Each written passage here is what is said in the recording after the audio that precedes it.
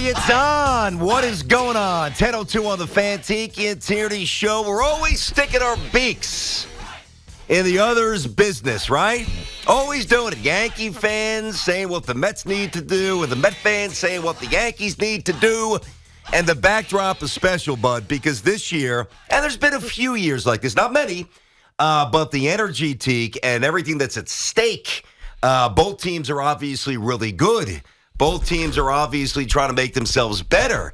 I mean, it's on, buddy. Let's go. What color you wearing today there, Barber? Got your Mets shirt on? No, a little throwback Tom Seaver? I'm always Yankees here, BT. You know that. But I got to tell you, the pressure really is on the Yankees. No, it's not. It is definitely on the Yankees because the Yankees are supposed to win. The Yankees are a team that's supposed to win the World Series. The Yankees have the presumptive MVP right now in Aaron Judge. The Yankees spent all this money on Garrett Cole, and Nestor Cortez was an all-star, and Jose Trevino out of nowhere was an all-star. The pressure is on the Yankees because they're supposed to win. I've heard this every single day for the every week at least for the last 2.5 months. The Yankees are the big brother and the Mets are the little brother. Well, if the Yankees are the big brother and they're World Series viable and they should win, they're supposed to win this series. So it's only 2 right now of the 4 that they'll play, but the pressure to me is on the Yankees. No, the pressure's on the Mets. No, it's not. The Mets haven't scored runs. The Braves are breathing down their neck. I know they got a little bit of a bonus from the Phillies last night. But none of that matters, that's right? All that matters. Well, I shouldn't say that that's all that matters. I mean, what matters in terms of being able to be measured is the standings. What is top of mind is the emotion of the Subway Series itself, and the territoriality and the battle lines that are drawn. And it's listen, a lot. Bottom line is, and nobody wants to hear this. I mean, the Yankees could get swept, and it doesn't matter. Mets could get swept, and it doesn't matter. Ultimately, but we're not thinking that tonight. No, of course and we're not thinking that today. No, we're talking about what it means for the city and what it means for these two teams who are both playing really good baseball, even though the Mets have been struggling offensively over the last month and some change here. But this is 2 first-place teams and a city that loves this sport, that loves baseball. And as this season has inched its way along, there have been a ton of raised expectations for both of these teams.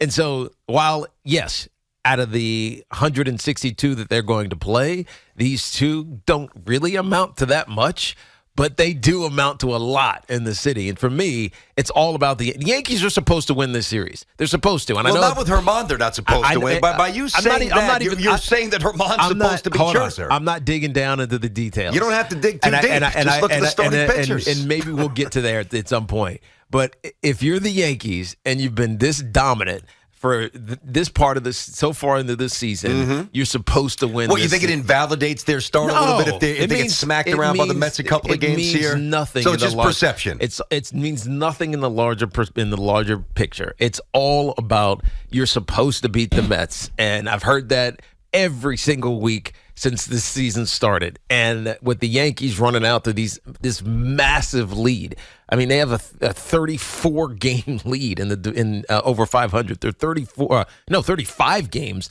over 500 at this point. They're supposed to win this series against the Mets. Now, is it going to happen? I don't know. But that to me, it's about the pressure. The pressure is on the Yankees to win this series. That's how I see it. What's interesting, too? Like, if George was still here and, like, the Yankees got and you're starting to hear reports that the Yankees are definitely in on Soto, not a front runner, but a little bit more than doing due diligence. And as I've said, I've always thought the Mets was a bit of a pipe dream just based on, the relationship between the Mets and the Nats in the division. Yeah. And that seems to be the reports now gaining steam that not that it will necessarily be the Yankees. I don't think it will be the Yankees either. But the point being, if George was around and the Mets won twice, I mean, something wacky would happen. Yeah. He'd be like, get rid of all the prospects, do this, do that. Let's throw the sink at them.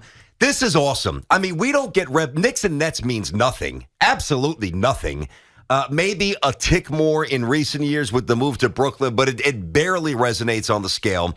Jets and the Giants really is just a manufactured thing. Yeah, but it is a big thing. It's not, though. It's not like Yankees Mets. The only thing that matches is Rangers Isles on any emotional level. You're right. It's the Rangers and the Isles. It's the Yankees and the Mets. And this is what makes our city the best, man. I mean, this is what makes it unique, and this is what makes it fun. We can carve out 2 days that would be otherwise rather innocuous as the players start to roll in for training camp.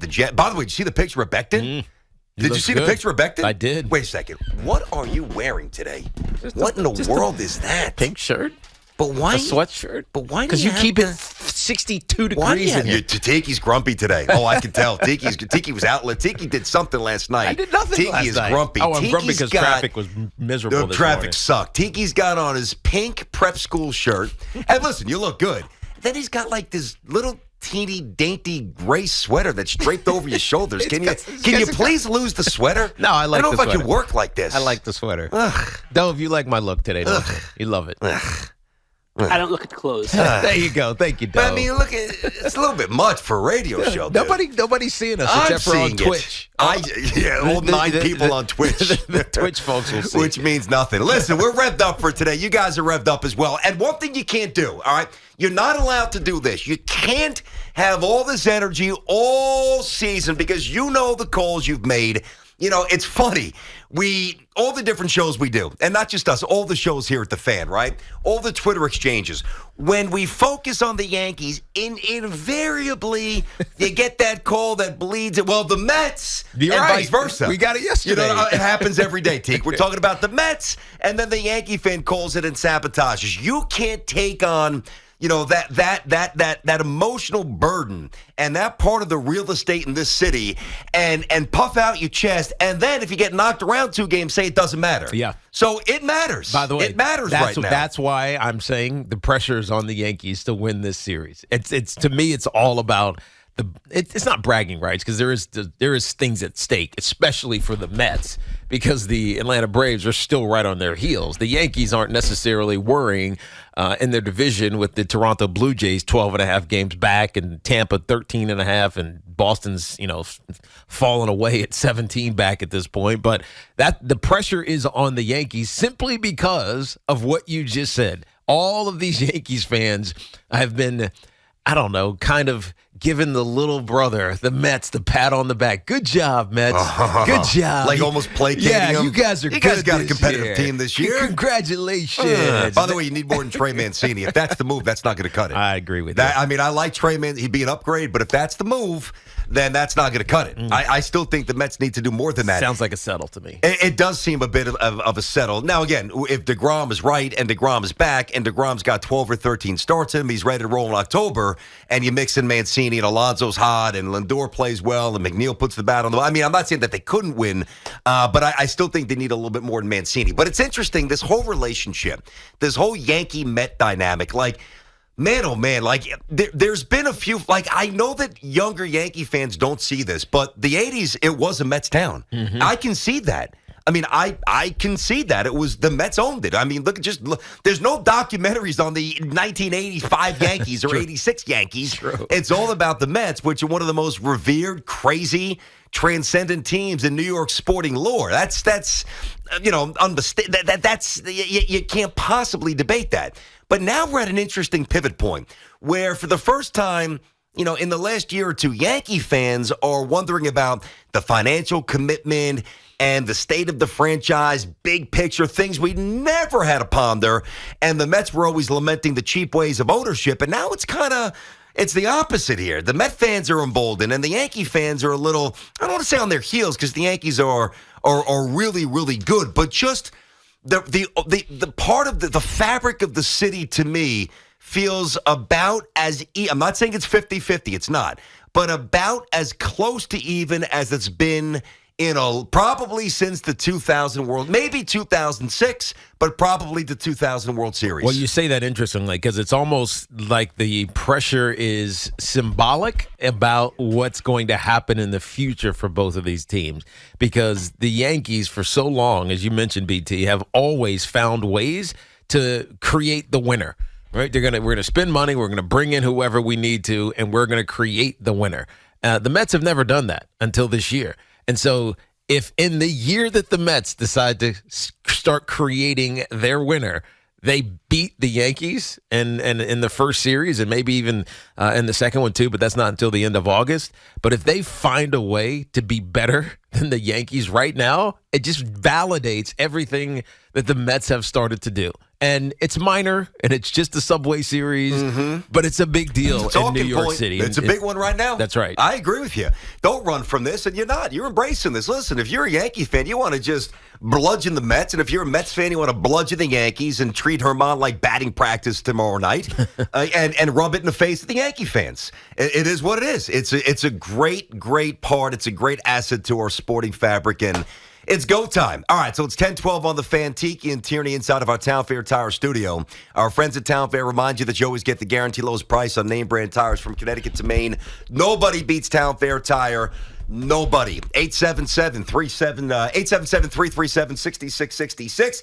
Tiki says the pressure's on the Yankees.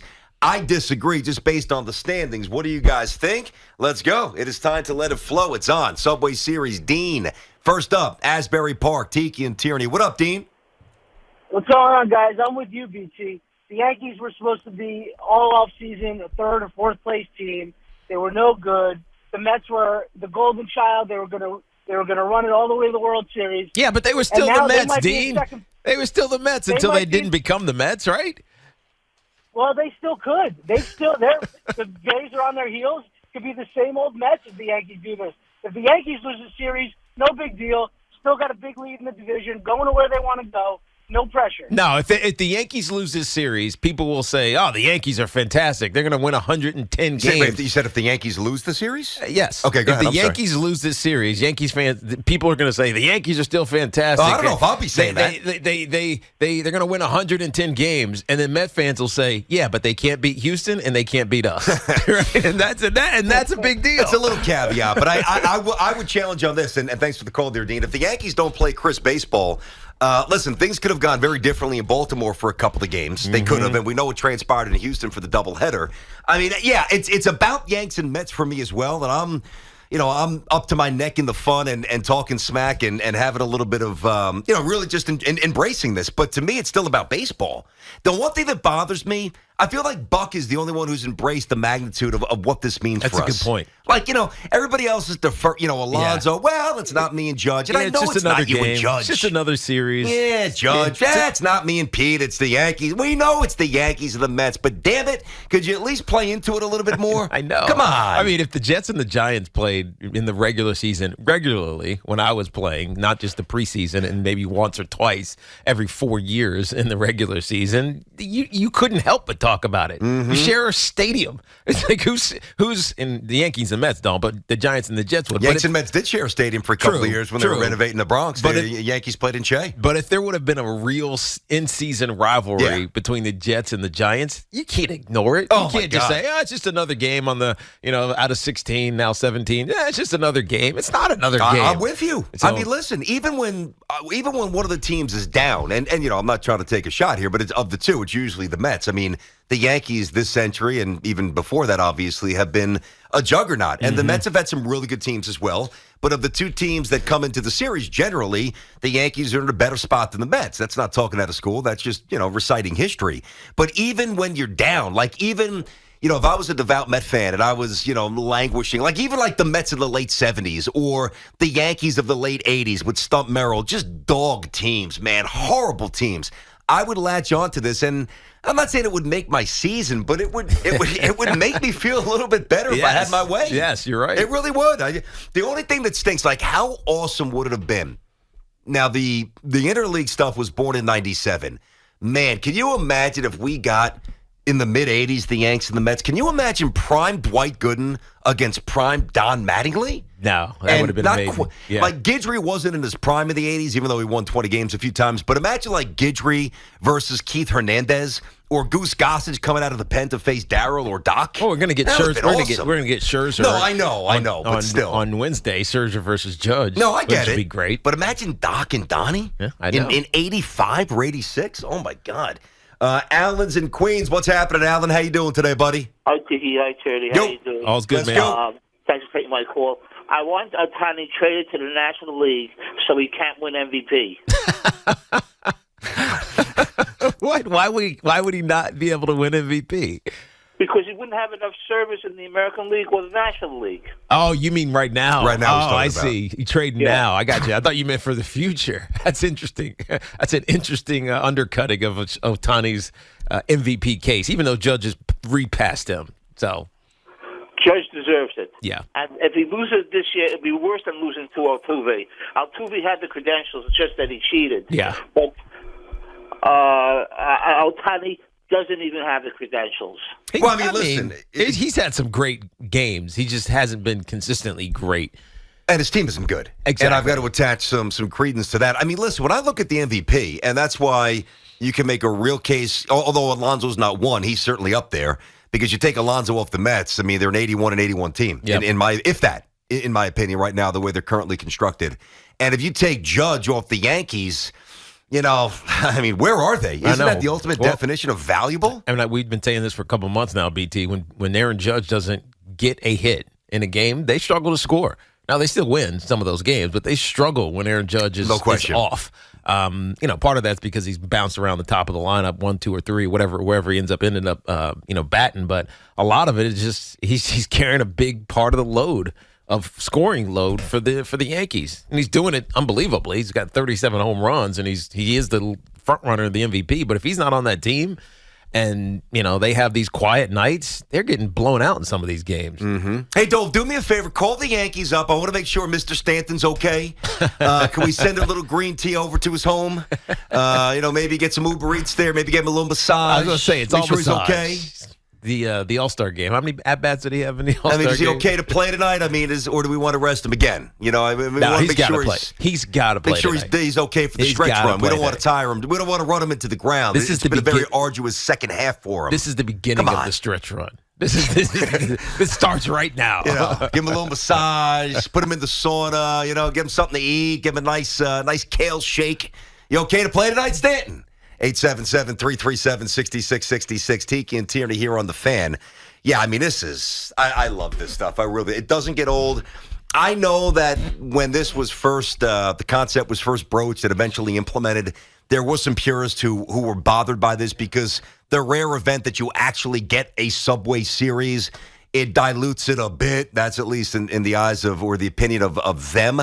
I love this. I think in an otherwise too often mundane 162-game marathon of a season, these points of interest are just enough to get the not us. I don't mean the ardent fan, but the average fan through it. No, I know. It's a long season, man. It becomes a national story in a sense because both these teams are atop their division. They both have top records in their respective conferences. So it's usually not a national story, because usually the Mets aren't good enough for it to be a national story, but both these teams are really good. So it's not only a huge local story for bragging right purposes, but it's a huge national story. That's right. Because both these teams are viable, playoff, deep postseason viable, and maybe even World Series viable, especially if they both make trades. I know the Mets have already done one and maybe a couple, but if the Yankees start going down that right as well, we know that both these teams could be playing in the World Series. All right, 877-337-6666. So my partner's coming out of the chute saying that all the pressure